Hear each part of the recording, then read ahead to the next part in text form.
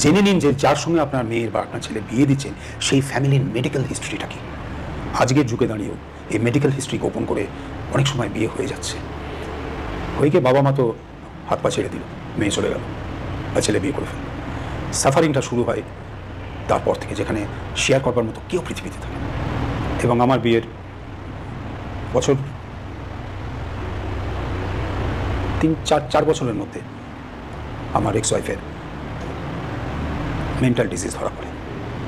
কিন্তু তার আগেই, মানে আমার বিয়ের পরে পরেই আমি যখন আমার ল ফ্যামিলিতে যাই, আমি দেখতে পাই যে আমার স্ত্রী এক্স ওয়াইফের দাদা সে সিজোফ্রেনিক পেশেন্ট।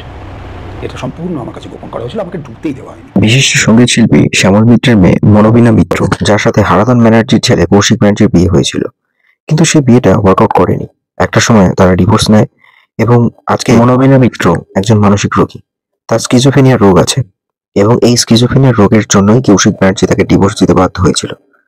এবং সেই সময় অনেক কথা উঠেছিল যে কৌশিক ব্যানার্জি আসলে তার মানসিক রোগী স্ত্রীর থেকে মুক্তি পাওয়ার জন্য তাকে ডিভোর্স দিচ্ছে এবং তার প্রপার কেয়ার না নিয়ে লাবণী সরকারকে বিয়ে করছে। এ নিয়ে প্রচুর কথাবার্তা উঠেছিল, বিকজ কৌশিক ব্যানার্জি এবং মনোবীণা মিত্র যে বিয়ের পর ছেলেটি হয়েছিল তাকেও কৌশিক ব্যানার্জি নিজের সঙ্গে নিয়ে চলে গেছিল। আর শ্যামল মিত্রের মেয়ে, সে একটা হোমে রয়েছে, কিভাবে রয়েছে কোনো খোঁজ নেয় না, এসব প্রচুর ট্রোল হয়েছে। বহু মানুষ তাকে নানা রকম ভাবে তার পার্সোনাল লাইফ নিয়ে তীরবিদ্ধ করেছিল। রিসেন্টলি একটা ইন্টারভিউতে প্রপার ডকুমেন্ট সহ কৌশিক ব্যানার্জি কিছু তথ্য প্রকাশ করে এবং যে তথ্যগুলো দেওয়ার পর কোথাও আমার অন্তত পার্সোনালি মনে হয়েছে যে মানুষটা কিন্তু তার রেসপন্সিবিলিটি আজও নিতে অস্বীকার করেনি। কিন্তু বিকজ যখন তাদের ডিভোর্স হয়েছিল, সেই ডিভোর্স হয়ে যাওয়ার পর কোর্ট থেকে যে অ্যালিমনিটা মান্থলি বেসিসে ঠিক করেছিল সেটা তিনি দিচ্ছিলেন এবং তার স্ত্রী, মানে প্রাক্তন স্ত্রী অর্থাৎ মনোবীণা মিত্র, সে কিন্তু তার বাপের বাড়িতে ফিরেও গেছিল। শ্যামল মিত্রের বড় ছেলে শৈবাল মিত্র, তিনিও একজন মানসিক রোগী, তার বোনের দায়িত্ব তিনি দেখছিলেন। কিন্তু বাড়িতে স্কিজোফ্রেনিয়া রোগীকে রাখাটা যে কত ডিফিকাল্ট, বিকজ স্টেজ 1 থেকে স্টেজ 2 স্টেজ 3 তে চলে গেলে সে কি করছে না করছে তার মনে রাখা সম্ভব হয় না।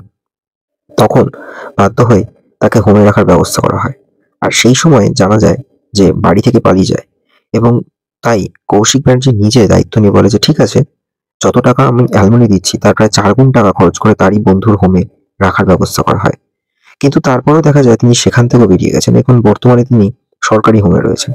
স্কিজোফ্রেনিয়া রোগীটা আসলে কি, রোগ হলে কি হয় যে রোগীর কিছুই মনে থাকে না। ডিমেনশিয়ার একটা স্টেজ, ডিমেনশিয়াতে মানুষের short term memory, long term memory loss হয়ে যেতে পারে। স্কিজোফ্রেনিয়া মানে সে নিজেকে আঘাত করতে পারে, অন্য কাউকে হিট করতে পারে, মেরে দিতে পারে, অনেক কিছু করতে পারে। এমন কি তার মারার পর বা হিট করার পর সে যে কি অ্যাটাক করেছে, কাকে করেছে সেটা পর্যন্ত সে মনে রাখতে পারে না।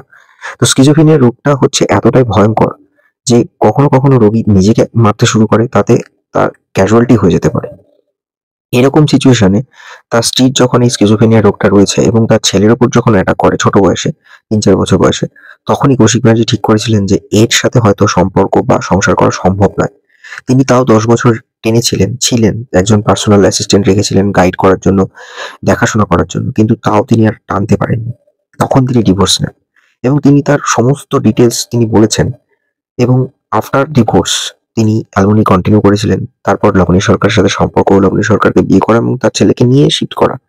ছেলের দায়-দায়িত্ব থাকে তো তিনি কখনো অস্বীকার করেননি। বিষয়টা হচ্ছে এরকম যে যেহেতু তার প্রাক্তন স্ত্রীর ফ্যামিলি ব্যাকগ্রাউন্ডে এরকম একটা হিস্ট্রি রয়েছে, তো তার ছেলেরও আই থিংক সেগুলো নিয়ে একটু প্রপার অ্যানালিসিস এর দরকার। আই থিংক এটা আমার মনে হয়েছে।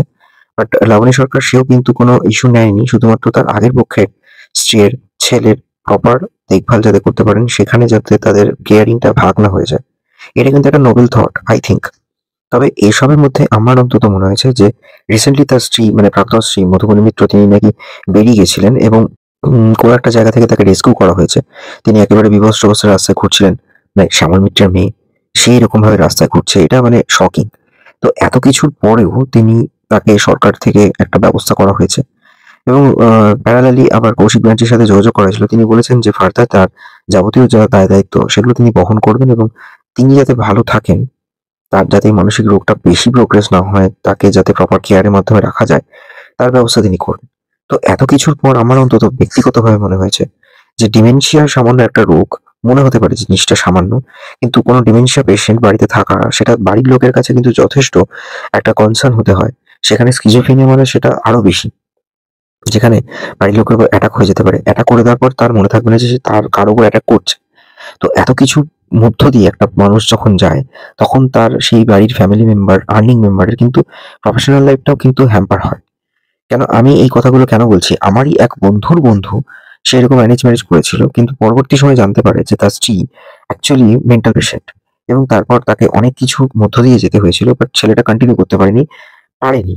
সোজা কথা হচ্ছে পারেনি। কোনো মানুষ পারে, কোনো মানুষ পারে না। যে পারে না তাকে সবসময় দোষ দিয়ে লাভ হয় না। কেন সেই সিচুয়েশনটা তাকেই ফেস করতে হয় এবং তারপর সে ডিভোর্স দিয়ে দেয়। এটা বেশি না, আমি 2022-23 এর ঘটনা বললাম। এরকম বহু ঘটনা ঘটে, এটা ঠিক কথাই। অ্যারেঞ্জ ম্যারেজ করার আগে অন্তত ২ পরিবারেরই মেডিকেল হিস্ট্রি চেক করে নেওয়াটা ভীষণ দরকার। এটা আমি একমত কৌশিক ব্যানার্জির সাথে। Stay tune on Bong stories. ভিডিওটা কেমন লাগলো অবশ্যই জানাবেন। নিতান্তই আমি আমার মতামতটুকু দিয়েছি। এখানে কাউকে আমি সাপোর্ট করিনি। কিন্তু স্কিজোফ্রেনিয়া নামক এই রোগ বাড়িতে থাকলে কোনো পেশেন্টের বা ফ্যামিলি মেম্বারের, সেটা কতটা যে চাপের হয় সেটা সবাই বুঝবে না, আই থিংক। আপনি আমাকে যেভাবে বলবেন, যা বলবেন আমি সব করবো, আমি যেখান থেকে করবো।